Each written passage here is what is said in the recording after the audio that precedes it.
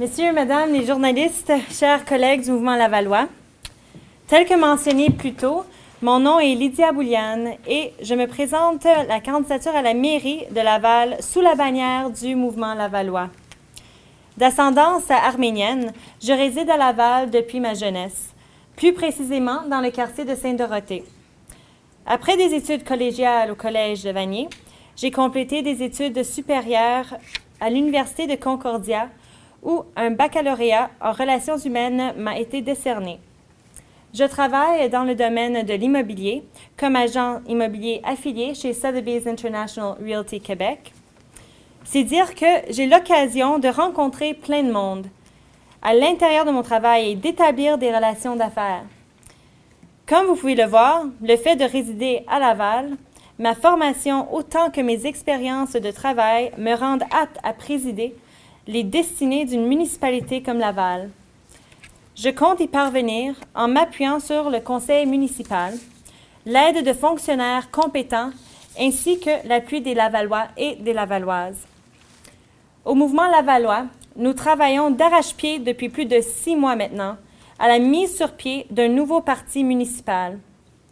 Et nous avons réussi avec des moyens plus que modestes. Et ainsi, aujourd'hui, je reçois l'appui de 20 candidats et candidates dans Laval. C'est un grand tour de force réalisé grâce à mes camarades, dont le président actuel du nouveau parti, M. David Descotis. Non content d'avoir retrouvé 20 candidats et candidates, le mouvement Lavallois appuie également la candidature de Manuel Botello, un candidat indépendant dans le district de Saint-Martin. Notre mouvement, par ailleurs, n'arrive pas les mains vides devant l'électorat.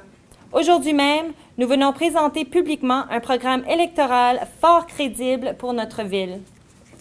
Le mouvement Lavallois fera donc la lutte à une organisation adverse qui est au pouvoir depuis 30 ans et qui règne seule et en totalité sur notre ville depuis 14 ans. Cela sans opposition officielle pour la questionner et l'obliger à rendre des comptes à la population. L'administration actuelle a fait son temps. Elle se croit au-dessus de tout. Au-dessus, surtout, de l'ensemble des citoyens. Une ville comme la nôtre doit se bâtir avec la participation des citoyens et des citoyennes. Depuis 30 ans, Laval a bien changé. D'autres changements s'en viennent. La mairie en place reste insensible à des pans entiers du développement de notre ville. D'après le mouvement Lavallois, des virages majeurs s'imposent en rapport avec la protection de l'environnement et des paysages, le verdissement des quartiers, la création d'espaces verts, d'envergure pour une ville aussi populeuse que Laval, le développement domiciliaire et son impact sur l'ensemble du territoire, la qualité de l'urbanisme, la formation de pôles complémentaires au nouveau centre-ville, la préservation des noyaux historiques et du patrimoine bâti, la qualité de l'architecture, l'efficacité du transport en commun, notamment dans l'est de l'île, une meilleure concentration sur les besoins immédiats et une planification plus rigoureuse des besoins futurs, la sécurité publique et l'amélioration de la qualité de vie dans les quartiers des jeunes, des personnes âgées, des personnes handicapées, le logement abordable et la vie culturelle. Une gestion plus rigoureuse et plus transparente, basée sur une véritable planification, des consultations publiques crédibles et une meilleure circulation de l'information vers les citoyens.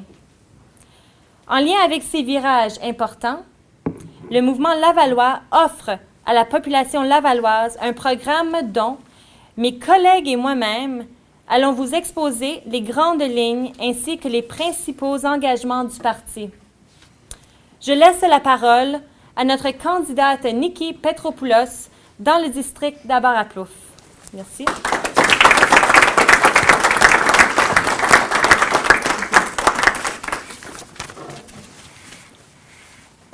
L'administration en place depuis 10 ans n'en fait pas assez pour la préservation de l'environnement. Sa récente politique de protection des milieux naturels n'est qu'un livre beige, un semblant de politique. Le projet de loi 216 présenté à Québec et rejeté par le gouvernement constitue en fait son véritable projet à l'égard de l'environnement. La récente déclaration du maire à la presse concernant les 3 grandes îles révèle ses véritables intentions, son manque de conviction et sa grande capacité d'improvisation dans le domaine de la préservation de l'environnement. Sur ce point, l'administration en place est dépourvue de toute vision à long terme. Les milieux humides disparaissent, les forêts sont charcutées, les îlots de chaleur se multiplient, les arbres centenaires sont bûchés, la zone agricole est pressurisée par le développement domiciliaire, commercial et industriel, sans parler de la spéculation continue. Les bords de rivières sont surchargés de résidences. Le problème des déchets n'est toujours pas résolu. Les carrières s'agrandissent. Les anciens villages et les secteurs patrimoniaux sont laissés à eux-mêmes. L'enlaidissement du territoire et des paysages se poursuit d'est en ouest ainsi que du nord au sud. Le mouvement Lavallois, dans son manifeste de juin, a déjà exprimé sa volonté d'ajouter du vert à Laval. En conséquence, si nous sommes élus, nous nous engageons à adopter le nouveau schéma d'aménagement du territoire, à procéder à une consultation publique et à adopter une véritable politique de préservation des milieux naturels et de consolidation de la zone agricole, à respecter tant la biodiversité que les normes à caractère international dans nos efforts de préservation des espaces verts et des milieux humides à Laval, à faire un examen sérieux des 18 écosystèmes de l'île, dont les 3 grandes îles de l'archipel de la rivière des Mille-Îles, à procéder aux mises en réserve qui s'imposent, de même qu'à la protection, à l'achat et à l'aménagement d'un vaste réseau d'espaces verts à Laval. Un reverdissement global des différents quartiers de Laval en collaboration avec les citoyens, dans le cadre d'une révision du Code de l'arbre.